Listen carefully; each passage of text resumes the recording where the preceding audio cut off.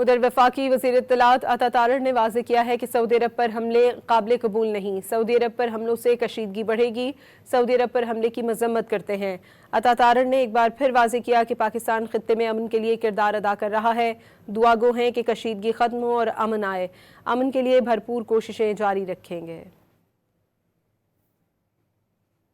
उधर वफाकी वज़ीर इत्तलात अता तारड़ ने वाज़ेह किया है कि सऊदी अरब पर हमले काबिल कबूल नहीं। सऊदी अरब पर हमलों से कशीदगी बढ़ेगी।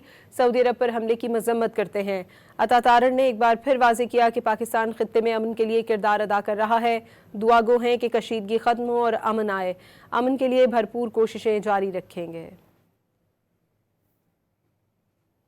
उधर वफाकी वज़ीर इत्तलात अता तारड़ ने वाज़ेह किया है कि सऊदी अरब पर हमले काबिल कबूल नहीं। सऊदी अरब पर हमलों से कशीदगी बढ़ेगी। सऊदी अरब पर हमले की मजम्मत करते हैं। अता तारड़ ने एक बार फिर वाज़ेह किया कि पाकिस्तान खित्ते में अमन के लिए किरदार अदा कर रहा है। दुआ गो हैं कि कशीदगी ख़त्म हो और अमन आए। अमन के लिए भरपूर कोशिशें जारी रखेंगे।